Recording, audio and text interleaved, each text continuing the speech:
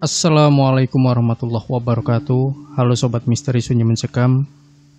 Mudah-mudahan Anda masih selalu setia bersama kami, channel yang setiap hari selalu menyuguhkan cerita-cerita misteri yang menarik untuk Anda simak. Untuk kali ini kami sudah menyiapkan sebuah kisah nyata misteri yang berjudul Dicintai Arwah Gadis Cantik yang Meninggal Karena Kecelakaan. Gara-gara menolong mengevakuasi mayat gadis korban tabrak lari, Rusdi mengalami kejadian mistis yang sangat aneh. Arwah gadis itu datang padanya dan mengaku telah jatuh cinta. Tak hanya itu, si gadis juga mengajaknya bercumbu. Ketika baru beberapa hari diberhentikan kerja dari sebuah pabrik tekstil di kota Bandung, Rusdi mencoba menjalani profesi baru sebagai sopir angkutan kota.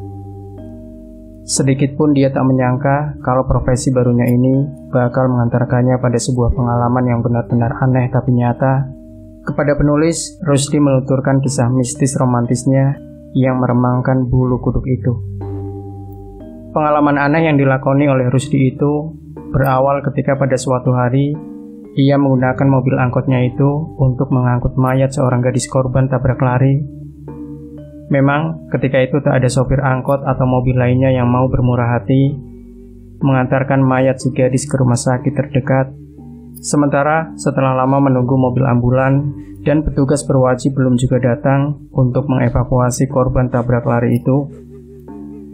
Menurut kesaksian beberapa warga di sekitar lokasi kejadian, gadis itu ditabrak saat menyeberang jalan oleh sebuah mobil Toyota Kijang warna hitam yang melaju dengan kecepatan tinggi. Gadis itu menyeberang tanpa menoleh kiri kanan. Dia seperti melamun. Komentar seorang warga sambil menggelengkan kepala. Sayang sekali kami tak sempat mencatat plat nomor polisi mobil itu. Tambah warga yang lain setengah menggerutu. Dari warga itu pula, Rusdi tahu bahwa korban tidak bisa diketahui identitasnya karena tak membawa KTP atau kartu pengenal lainnya. Warga di sekitar lokasi kejadian pun tak ada yang mengenali wajah gadis korban tabrak lari itu. Mungkin dia bukan berasal dari daerah yang dekat dengan lokasi kejadian. Kondisi mayat itu sungguh mengenaskan. Selain tubuhnya penuh dengan luka gores dan memar, beberapa bagian sendi-sendi tulangnya pun tampak menyembul dan bengkak-bengkak. Dan yang paling mengenaskan lagi, darah tak henti-hentinya menetes dari bagian belakang kepalanya yang retak. Sungguh menyedihkan sekali keadaan gadis itu. Rusdi sempat melihat wajahnya yang cukup cantik dengan hiasan tai lalat di atas bibirnya. Sayang sekali, kalau saja tahu nama dan alamatnya, pasti kuantarkan mayat gadis ini pada keluarganya. Batin Rusdi seraya menghidupkan mesin mobil angkotnya. Meski demikian, karena ambulan yang ditunggu tak kunjung datang, sementara tak ada seorang pun pemilik kendaraan roda 4 yang mau mengevakuasi mayat gadis itu, maka Rusdi akhirnya mengambil inisiatif. Dengan dorongan rasa kemanusiaannya, ia bersedia mengantar mayat gadis itu ke rumah sakit, meski pasti tak akan ada seorang pun yang mau membayarnya. Tak lama kemudian, mobil angkutnya meluncur menuju rumah sakit terdekat. Namun yang sangat aneh, sejak mobil angkutnya dipakai mengangkut mayat gadis korban tabrak lari itulah, Rusdi sering mendapat rombongan penumpang keluar kota. Bahkan di saat sopir lain kesulitan mencari penumpang, mobil angkot yang dikemudikan Rusdi malah selalu ramai dipenuhi penumpang. Entahlah, mobil angkotnya itu seperti tiba-tiba punya daya tarik gaib yang mampu menyedot perhatian dan minat penumpang. Sopir-sopir lain setornya pada nunggak. Tapi sudah seminggu ini, setoranmu selalu full. Rupanya kamu berbakat juga jadi sopir, Rus. Komentar Pak Barka sambil tersenyum ketika suatu sore Rusdi menyetor uang pada majikannya yang punya 5 angkot itu. Alhamdulillah, minggu ini rezeki saya lagi bagus, Pak. Rusdi pun tersenyum bahagia. Biasanya, kalau mobil angkutan dipakai mengangkut mayat korban kecelakaan, maka mobil angkutan itu bakal sial dan sepi penumpang. Begitu menurut kepercayaan yang beredar di kalangan sopir.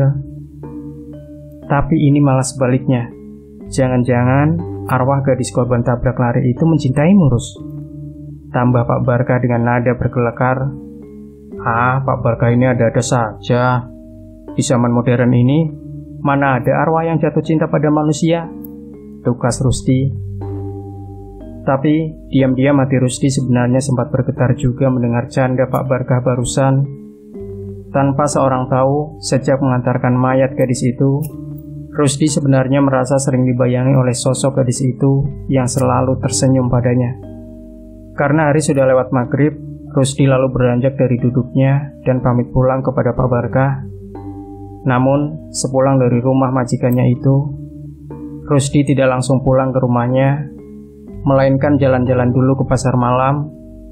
Ia sengaja menyempatkan diri nonton show dangdut di panggung hiburan.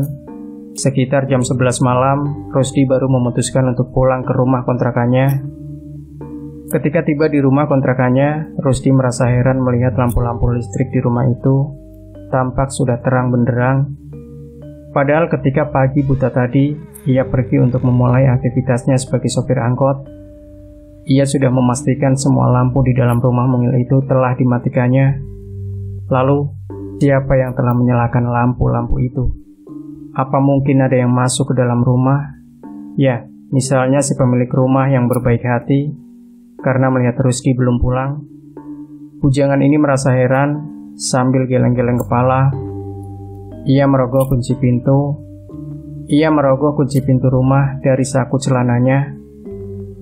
Begitu melihat keadaan di dalam rumah, lagi-lagi Rusdi merasa heran. Bagaimana tidak heran kalau ia melihat kamar tidurnya sudah dalam keadaan rapi dan bersih. Padahal, sewaktu ditinggalkan kamarnya itu dalam keadaan berantakan. Maklum, ia tak pernah sempat merapikan tempat tidur. Biasanya selepas mandi dan sholat subuh, ia langsung minggat untuk mencari nafkah.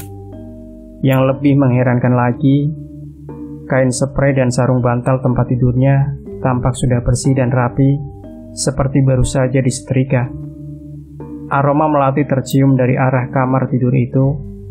Sesaat Rusdi hanya bisa bercenung heran menyaksikan keanehan yang tampak di depan matanya itu.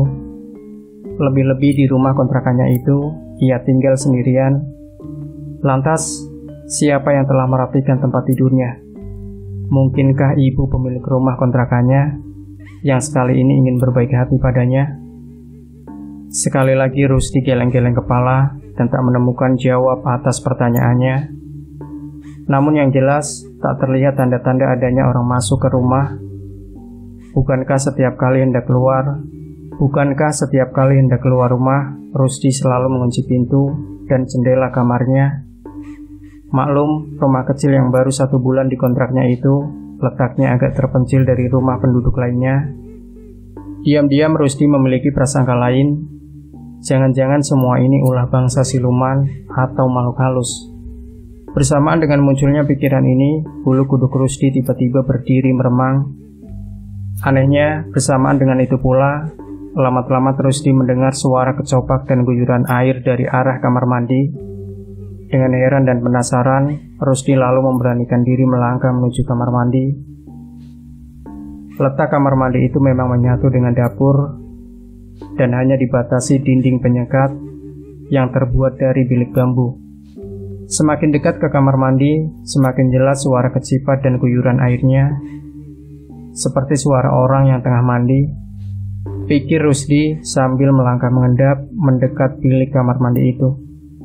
Ia lalu mencari celah lubang bilik bambu itu, dan betapa terkejutnya Rusdi manakala dari celah-celah bilik bambu itu ia bisa melihat seorang gadis tengah asik mandi. Gadis itu mandi dengan posisi berdiri agak menyamping. Sebentar mata Rusdi menjilati lekuk-lekuk tubuh telanjang si gadis. Tapi sebentar kemudian, degup dadanya tiba-tiba mengencang. Bulu kuduknya meremang dan lututnya bergetar manakala melihat wajah gadis yang tengah mandi itu. Sungguh sulit dipercaya, wajah gadis dengan hiasan tai lalat di atas bibirnya itu mengingatkan Rusdi pada wajah gadis korban tabrak lari yang beberapa hari lalu mayatnya ia bawa ke rumah sakit. Jadi dia hantu. Tak sadar Rusdi berteriak saking takut dan terkejutnya. Tanpa pikir lagi, Rusdi lalu melompat berlari keluar dari rumah. Tapi aneh, langkah kakinya seperti digerakkan oleh suatu kekuatan yang menyeretnya, malah masuk ke kamar. Dan di dalam kamar, Rusdi hanya bisa ternganga. Matanya membelalak ketakutan melihat gadis itu, tahu-tahu sudah duduk di sisi tempat tidurnya. "Kamu tak perlu takut melihatku. Aku datang dengan maksud baik," ucap gadis itu pelan dengan nada memohon. "Aku sendiri yang telah menyalakan lampu-lampu di rumah ini dan merapikan kamar tidurmu," tambahnya dengan suara lembut. Tapi, bukankah kamu sudah meninggal?" tanya Rusdi dengan suara gemetar karena ketakutan. "Yang meninggal itu hanya jasadku, tetapi arwahku tidak," tukas gadis itu seperti ingin meyakinkan. Lalu dia bercerita dengan suara yang terdengar sangat perih. "Bagiku lebih baik mati jadi korban tabrak lari daripada harus hidup menyusui 3 sosok tuyul peliharaan orang tuaku. Kamu tahu, sudah 2 tahun lebih orang tuaku mendapatkan harta dengan cara tidak halal, menyuruh tuyul-tuyul itu mencuri uang dari rumah tetangga. Gilanya, ibuku malah bersedia menjadi ibu asuh 3 sosok tuyul itu. Setiap malam Selasa dan Jumat, dia bersedia menyusui makhluk itu. Sampai suatu hari, ibuku ditemui pingsan karena kekurangan darah di tubuhnya. Sejak itulah aku tahu bahwa orang tuaku memelihara tuyul di rumah. Dan sejak itu pula, ayahku memaksa agar aku mau menyusui ketiga tuyul itu. Katanya, aku harus rela melakukan ini sampai utang-utang orang tuaku lunas. Namun aku lebih memilih minggat dari rumah daripada menuruti perintah gila ayahku itu. Rusdi hanya terdiam mendengar ceritanya yang aneh dan menyakitkan itu. Pikirannya benar-benar kacau, aneh, heran, bingung, dan takut. Semuanya seakan menyatu di dalam dada laki-laki yang masih hidup membujang ini. Sebenarnya dalam peristiwa tabrak lari itu adalah aku yang salah. Waktu itu aku memang sengaja membiarkan tubuhku ditabrak mobil. Tapi sudahlah, semuanya sudah terjadi. Yang penting di malam ke-7 ini, aku ingin berterima kasih padamu, ucap gadis itu sambil merubah posisi duduknya jadi setengah merebah. Kaki kanannya tampak terangkat menginjak tempat tidur, sementara kaki kirinya dibiarkan tetap di lantai. Karena posisi si gadis yang demikian, cahaya lampu listrik di kamar itu seperti langsung menembus celahan atas sepasang kakinya. Lekuk-lekuk indah tubuh gadis itu pun tampak jelas karena berbungkus gaun putih yang transparan. Kurasa selama ini ungkapan terima kasihku belum cukup. Jujur saja, sejak kamu bermurah hati mau mengantarkan jasadku ke rumah sakit, arwahku sudah tertarik padamu. Malam ini, aku ingin mewujudkan rasa cinta dan terima kasihku. Kuharap kamu mengerti maksudku, biar arwahku tenang mengembara di alam nun jauh di sana. Desah si gadis itu dengan senyum dan tatap mata menggoda. Aneh, senyum dan tatapan mata gadis itu seperti mengundang suatu kekuatan yang bukan hanya mampu menumpulkan kesadaran Rusdi, tetapi juga telah membangkitkan gairah birahi laki-laki yang masih bujangan ini. Untuk beberapa waktu lamanya, dia tetap coba berdiri di sudut ruangan, namun sorot matanya mulai berubah nanar melihat keindahan yang terpampang di hadapannya. "Ayolah, tak baik terus-menerus berdiri di situ," desah si gadis lagi sambil melambaikan tangan mengajak Rusdi duduk di sampingnya. Degup di dada Rusdi kian mengencang, gejolak birahinya makin meronta manakala sudah duduk di samping gadis itu.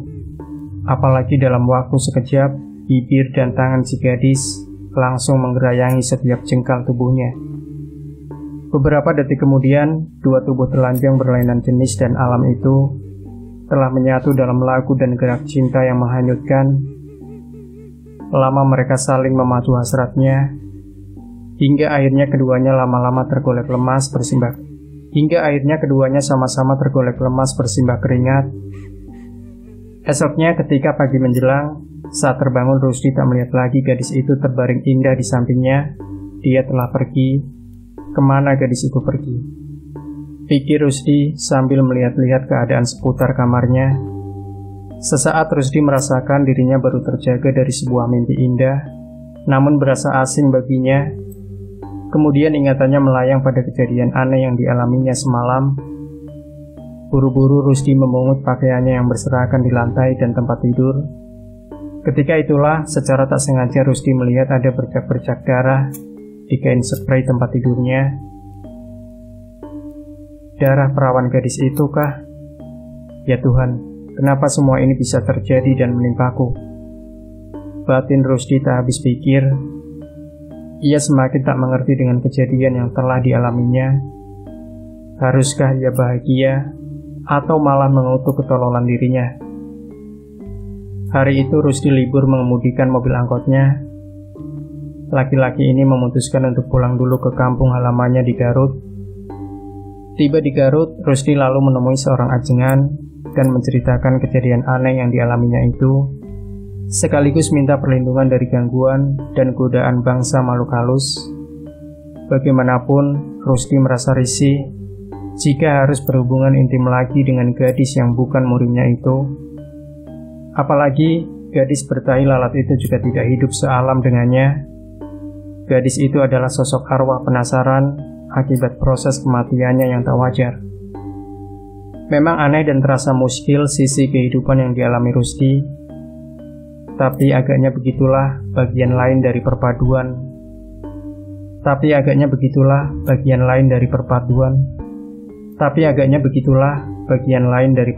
Kehidupan nyata dan gaib, penuh teka-teki dan rahasia yang tak mudah diterjemahkan dengan nalar. Alhamdulillah, setelah minta petunjuk dan amalan dari ajengan, saya tak lagi mengalami kejadian menyeramkan sekaligus menjijikan seperti yang saya alami malam itu. Kisah Rusdi kepada misteri. Ia mengaku telah melacak keberadaan gadis itu ke rumah sakit. Sayang pihak rumah sakit tak bisa memberikan banyak keterangan tentang jati diri gadis itu dan siapa yang telah menebus mayatnya. Setiap usai sholat, saya selalu mengirimi dia doa.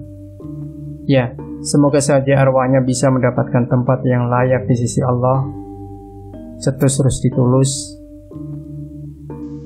Demikian Sobat Misteri Sunyi Mencekam. Jangan lupa berikan komentar Anda, like, share video ini, subscribe channel Sunyi Mencekam, dan nantikan terus cerita-cerita misteri terbaru dari kami setiap harinya. Sampai jumpa. Wassalamualaikum warahmatullahi wabarakatuh.